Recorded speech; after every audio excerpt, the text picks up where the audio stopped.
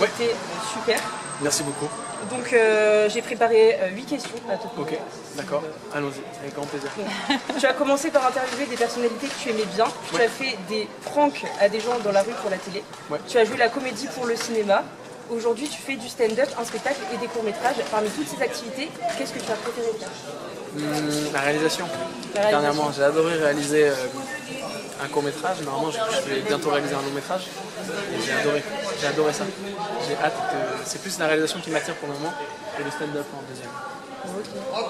Et quand tu as effectué ta première interview, comment te sentais-tu et comment imaginais-tu ton avenir? Ah, j'imaginais rien du tout. Non, ma première interview, j'étais tellement stressé. Pendant le truc, j'écoutais pas du tout ce que la personne elle me disait. J'étais en train de me dire, est-ce que ça filme bien? Est-ce que ça cadre bien? Je repensais à mes questions pour pas bégayer. J'étais très très stressé. Et je me disais pas du tout, tiens, je pourrais faire ça après ou autre.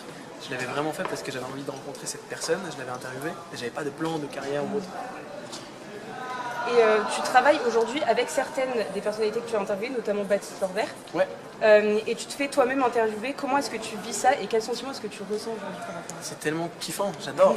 C'est trop agréable. Bah, c'est un peu le truc que je me dis là pour la communication du spectacle. On évite de faire de la communication des gros médias, des télés ou des magazines ou autres. Mais j'adore moi me faire interviewer par des jeunes gens d'internet ou même d'ailleurs pas forcément d'internet, et des gens qui ont des petites revues, etc.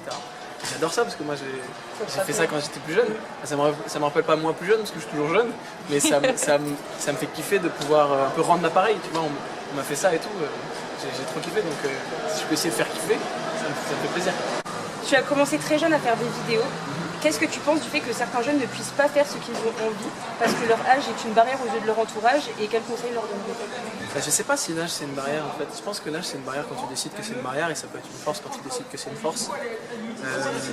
Après je pense que j'ai aussi moi eu personnellement la chance de grandir avec des gens et des parents qui étaient très ouverts et qui m'ont laissé un peu faire ce que j'avais envie de faire. Et ça déjà c'est une énorme chance et je leur remercie vraiment dès que j'en ai l'occasion. Parce qu'il y a des parents qui sont un peu plus stricts sur ce que leur enfant va faire ou pas faire. Moi j'étais assez libre, donc ça c'est vraiment une chance. Et après, non, je me suis jamais, en tout cas je me suis jamais posé la question de l'âge. Je me suis jamais dit, tiens je pourrais pas faire ça parce que je suis jeune. Je me disais juste que j'avais envie de le faire et j'essayais de le faire. Et je me rendais compte souvent dans le processus qu'il y avait quelque chose qui était peut-être un peu plus compliqué parce que j'étais jeune. Mais sur le coup, dès l'idée, je me disais jamais, je me bloquais jamais en tout cas. C'est peut-être de l'inconscience, hein, mais C'est surtout de la maturité. je sais pas si c'est de la maturité, c'est peut-être de l'inconscience. Ouais, mais du coup, tu as réalisé très tôt tes rêves et ce que tu voulais faire dès le plus jeune âge, et ça t'a aussi aidé par rapport à ce que tu fais aujourd'hui et tout ça. Ouais, bah, ça a été une chance incroyable de pouvoir rencontrer toutes ces personnes-là. Elles m'ont vraiment aidé à grandir. Vraiment, qui est Alex Lutz qui en ce moment a accepté de jouer dans mon court-métrage alors qu'il est nommé au César. Dans une semaine, il risque d'avoir un César, etc. C'est tellement agréable parce que c'est un des premiers qui a accepté mes interviews, tu vois. Donc, c'est vraiment un vivier de gens que tu croises, que tu vas recroiser et tout. Donc c'est super agréable. Conférence TED Talks que tu as donnée portait un message fort sur comment réaliser ses rêves et l'importance de le faire. Lesquels de tes rêves as-tu réalisé et lesquels te reste-t-il à accomplir? Lesquels de mes rêves j'ai réalisé? Bah écoute, en fait je fonctionne pas avec un rêve, je fonctionne plus aux ambitions. C'est-à-dire que moi j'ai derrière ma montre qui est là, je me fais graver des ambitions pour dans les 3 ans à venir. Souvent c'est 5 ans aussi, mais je me fixe. Quand j'avais 10 ans, vers 11 ans, 12 ans, je m'étais dit, à mes 15 ans, j'aimerais avoir interviewé Gad Elmaleh. Et je l'ai interviewé à 14 ans. Et je m'étais dit, oh, ok. Du coup, je m'étais dit, bon, bah, à mes 20 ans, j'aimerais être au petit journal. Et j'y suis arrivé à 17 ans. Et j'étais en mode, ok, bon. Et du coup, je m'étais dit, bah, pour mes 25, et là, du coup, en ce moment, j'essaie d'arriver à ce que j'ai envie de faire pour mes 25 ans. Donc, je me suis gravé là derrière ma petite montre, mes 2 ambitions pour mes 25 ans. Et c'est lesquelles? Ah, je les garde pour moi. Quand tu écrivais ton spectacle, est-ce que tu t'attendais à ce résultat et cette ampleur, ou est-ce que c'était totalement inattendu? Bah, c'était inattendu. Moi, je suis très très content, très fier déjà de travailler et de collaborer avec les gens avec qui je collabore. Il y a Jason Brokers, Adib Al-Khalidé et Farid. Et je suis vraiment agréablement surpris du retour des gens parce que c'est au final une histoire très personnelle que je développe. Mais je reçois souvent des messages de gens à qui ça correspond, qui se retrouvent dans ce spectacle, et ça me touche énormément. Et du coup, en plus, je suis très content qu'on soit complet, que ça avance, que ça progresse. Là, on va en plus faire de temps en temps des salles un peu plus grosses, etc. Donc, je suis vraiment très très fier. Et c'était inattendu dans le sens où je ne savais pas que j'allais faire un spectacle. J'ai commencé à monter sur scène par nécessité, parce que j'avais besoin de parler. Et je suis monté, là d'ailleurs la première fois que je l'ai fait c'était une conférence, c'était TEDx. Et j'ai commencé à faire naturellement des blagues dedans et je me suis dit putain j'aimerais peut-être essayer de faire des blagues sur scène. Et c'était un besoin à la base. Et à un moment je me suis dit tiens je crois qu'il y a une trame dedans, une quête, un peu de la quête de soi. Et je me suis dit peut-être essayer d'en faire un spectacle. Donc c'était pas en tout cas une ambition que j'avais à la base de faire un spectacle.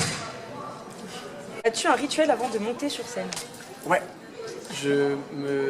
Là en ce moment je me fais un peu c'est un peu triste, mais je me fais une sorte de petite tisane à l'eau chaude avec du miel et du citron pour ma gorge parce que je suis un peu malade. Tu cries aussi? Et juste avant je me réveille en criant un peu et je fais pendant 5 minutes pour m'ouvrir les lèvres parce que je bois pas pendant 1 heure sur scène et j'essaie d'avoir une diction parce que dans la vie j'ai du mal à parler. Du coup j'essaie de m'ouvrir un peu la bouche, de me dégager un peu la bouche. Et alors, le magazine Phosphore t'avait déjà demandé où est-ce que tu te voyais dans 10 ans. Et moi, je voulais te demander comment est-ce que tu te vois dans 10 ans. Ouf. Comment je me vois dans 10 ans? Je crois que je me vois être moi dans 10 ans. Là, j'ai vraiment un peu l'impression de jouer un jeu, d'essayer de façonner une image. Et je pense qu'un jour, ça va se percer, que j'arriverai à être le vrai moi. Mais c'est normal, c'est une quête qu'on a tous. L'évolution. Ouais, c'est ça. On a vraiment besoin au début pour se sentir accepté et pouvoir évoluer dans un milieu, de se façonner une sorte de fausse identité qu'on présente aux gens. Et j'ai hâte de l'abandonner. Et je pense que dans 10 ans, plus que de me voir arriver à un certain poste ou à avoir certaines responsabilités ou certaines réussites, j'ai plus envie d'avoir une réussite introspective, personnelle, d'arriver à être moi. C'est plus ça, je crois, mon ambition dans 10 ans. D'accord. Bah, merci beaucoup. Merci beaucoup, les gars. Merci. Trop bien.